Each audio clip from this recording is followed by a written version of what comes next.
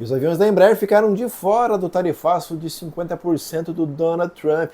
Pois é. E apesar de não deixarem exatamente explícito qual a razão, eu pelo menos não li, o motivo assim é muito claro para quem entende de aviação. Simplesmente não tem outro avião no mercado capaz de suprir a demanda americana, além, claro, da Embraer produzir, tem fábricas lá nos Estados Unidos, produzir alguns jatinhos executivos por lá, montar no caso, e também muitos componentes dos jatos da Embraer são americanos, ou seja, aplicar imposto em cima de imposto não faria muito sentido. Já no passado, não tão distante aqui, eu fiz um vídeo que eu falei sobre o assunto, mas eu quero trazer agora mais detalhes de por que o Embraer 175 simplesmente não tem concorrentes nos Estados Unidos. Lembrando que recentemente não só a American, mas a SkyWest fez uma grande encomenda desse jato da primeira geração e ela não estava nem um pouco satisfeita em pagar mais 40% de taxa. Eu vou te explicar por que 40% de taxa, porque no começo desse ano já tinha sido implementada uma tarifa de 10% mais 40%, ia ficar total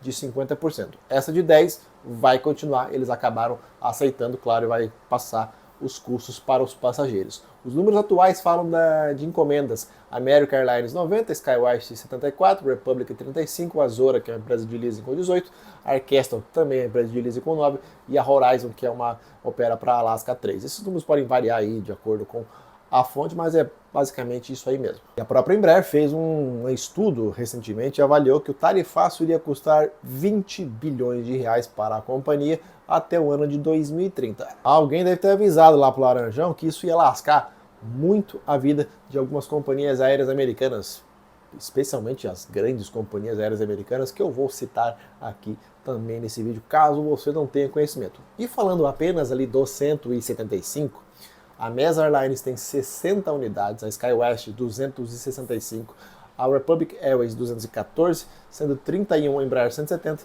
e a Envoy 171 aeronaves. Eu nem vou citar os Embraer 145 lá, outra geração dos jatinhos da Embraer que ainda voam por lá. São praticamente 700 aviões Embraer 170 e 175 voando por companhias aéreas regionais que prestam serviço especialmente para a American Airlines, Delta, United e Alaska Airlines, ou seja, as maiores lá dos Estados Unidos. E as cláusulas do escopo na aviação regional dos Estados Unidos são regras estabelecidas o que em acordos coletivos entre essas grandes companhias aéreas e os sindicatos dos pilotos. O motivo é muito simples. Essas cláusulas têm como objetivo que proteger o emprego dos pilotos das companhias principais, limitando o tamanho e a capacidade das aeronaves que são operadas por essas regionais parceiras. E tudo, claro, tem uma explicação nessa vida, ainda mais se tratando do país mais capitalista do mundo. Essas restrições garantem que as companhias regionais americanas não operem aeronaves de grande porte o suficiente justamente para quê? Para não competir diretamente com as grandes aéreas que eu acabei de citar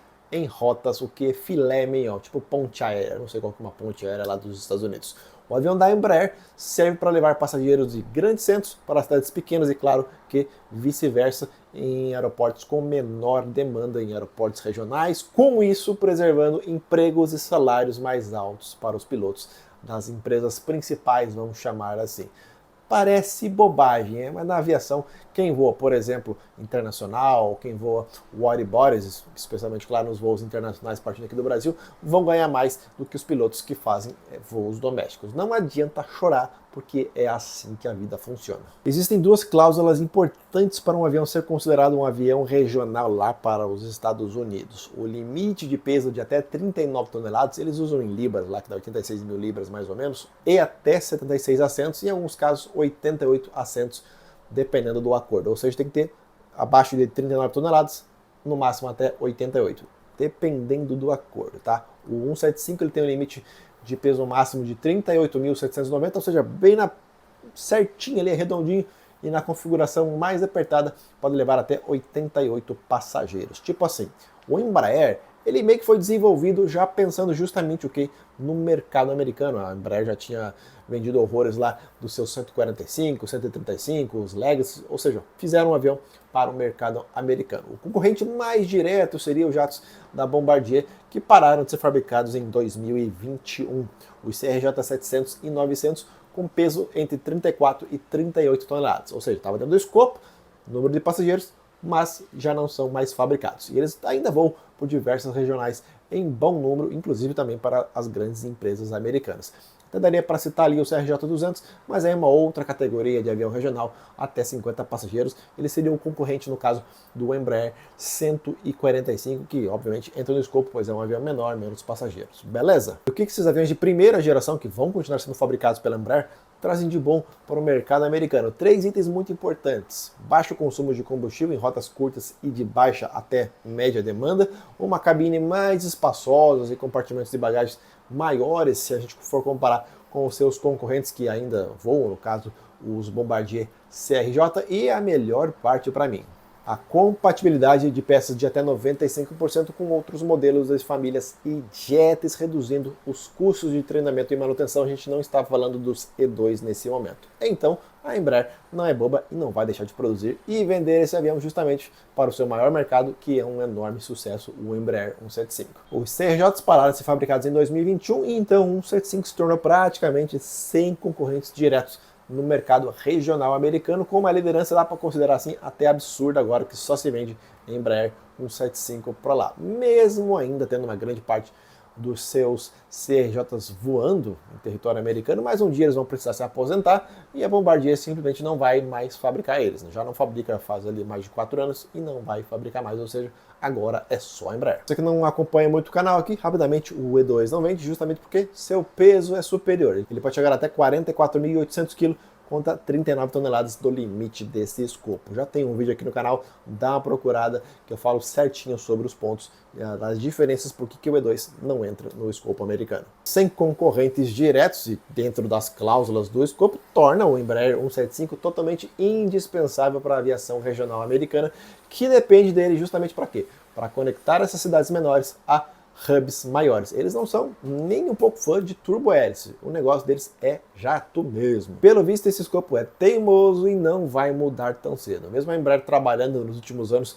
para tentar subir ele, essa questão de 5 toneladas, para entrar, no caso, o 175E2, que é mais eficiente e econômico, provavelmente isso não vai mudar tão cedo e um novo estudo deverá ser feito somente em 2027. Um estudo não, uma reunião, um acordo lá com o pessoal. Vamos ver se eles vão liberar. Os Estados Unidos representam mais de 60% da receita de produtos exportados pela Embraer. Gente, é muita coisa mesmo. São quase 1.000 aviões e jets. Se a gente contar os remanescentes ainda, 145, 135, tem vários e-jets voando comercialmente por lá, e nem tô contando os jatinhos executivos, que daí já é outra história. Esse recuo do Laranjão não é porque ele é bonzinho, né? Não. Apenas acho que foi ali orientado por alguns setores são mais importantes do que os outros, e taxar um negócio que basicamente é americano, o avião da Embraer, né? Porque estou falando da questão de peça, não faria muito sentido. Eu não preciso nem comentar aqui. Os aviônicos e motores, que são coisas valiosíssimas, né? E tecnologias, alta tecnologia, são produzidos pelos americanos, e você que acompanha o canal sabe muito bem disso. Várias peças são fabricadas pelos Estados Unidos. Tá, mas os americanos, no caso a Boeing, eles não têm capacidade de construir um avião? Claro que tem, mesmo porte ali do Embraer para competir, mas assim, nunca surgiu, eu nunca vi nenhum boato sobre essa possibilidade. Para eles, pelo visto, é muito mais vantagem mesmo comprar da Embraer, e vida que segue. São décadas assim e vai continuar por algum tempo. É a mesma história da Embraer querer competir com Boeing. Para quê? Se ela vende o jatinho no maior mercado de aviação do mundo. Continua vendendo. Bom, aí, você gostou desse vídeo? Se você não gostou, não sei nem porque está assistindo até este momento. Agora, se você gostou desse vídeo, já sabe, você pode deixar um like, você pode inscrever-se nesse canal, caso você ainda não seja. Tem muita gente que me manda mensagem, sei lá, muita não, mas algumas pessoas me mandam mensagem, falam que o YouTube está retirando a inscrição. É só clicar, inscreva-se novamente para não perder nenhum conteúdo aqui do canal.